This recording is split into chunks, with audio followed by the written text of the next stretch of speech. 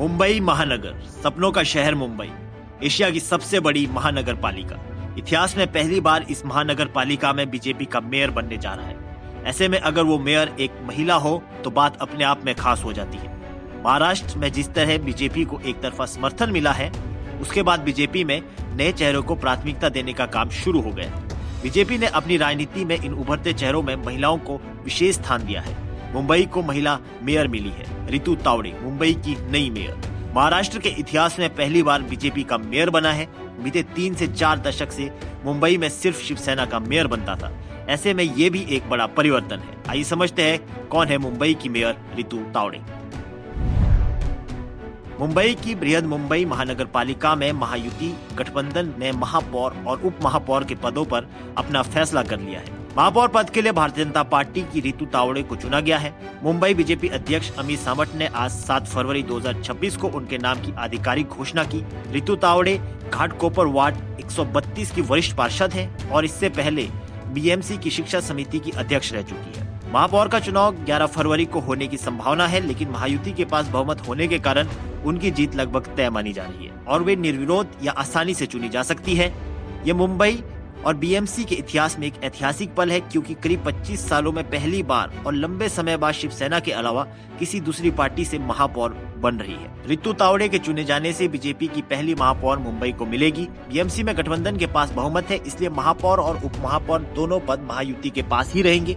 रितु तावड़े की जीत से मुंबई में बीजेपी का पहली बार महापौर बनना तय माना जा रहा है, जिससे बीएमसी के विकास कार्यों के लिए सकारात्मक कदम माना जा रहा है। घाटकोपर से कॉर्पोरेटर तावड़े बृहद मुंबई म्युनिसिपल कॉर्पोरेशन की एजुकेशन कमेटी की चेयरमैन रह चुकी है। वहीं 15 जनवरी को हुए सिविक चुनाव में वार्ड नंबर 5 से कॉर्पोरेटर चुने गए शिवसेना के संजय शंकर घड़ी डिप्टी मेयर हो गए। वे 15 महीने तक इस पद पर रहेंगे। शिवसेना डिप्टी मेयर का कार्यकाल अपने 4 कॉर्पोरेटरों को मौका देने के लिए बांटेगी। घड़ी उन नेताओं में से थे जो 2022 में शिवसेना में फूट पड़ने पर महाराष्ट्र के deputy chief minister Eknath Shinde के साथ चले गए थे, जिससे महाविकास आघाड़ी की सरकार गिर गई थी। महाराष्ट्र की 29 महानगर पालिकाओं में से भारतीय जनता पार्टी ने सबसे अधिक कुल 19 महापौर पद जीते हैं। शिवसेना शिंदे गुट को 3 महापौर पद मिले हैं, जबकि कांग्रेस को भी 3 पद प्राप्त हुए हैं। शेष महापौर पद अन्य दलों के पास गए हैं, जिनमें कुछ स्थानों पर AIMIM, NCP जैसे दलों का प्रभाव देखा गया है। प्रमुख शहरों की बात करें तो पुणे महानगर पालिका में बीजेपी की मंजूषा नागपुरे महापौर चुनी गई है और यहाँ महायुति का पूर्ण नियंत्रण है। ठाणे महानगर पालिका में महापौर पद शिवसेना शिंदे गुट की शर्मिला पिंपलोकर गायकवाड़ के पास है, जबकि उप महापौर पद बीजेपी को मिला है।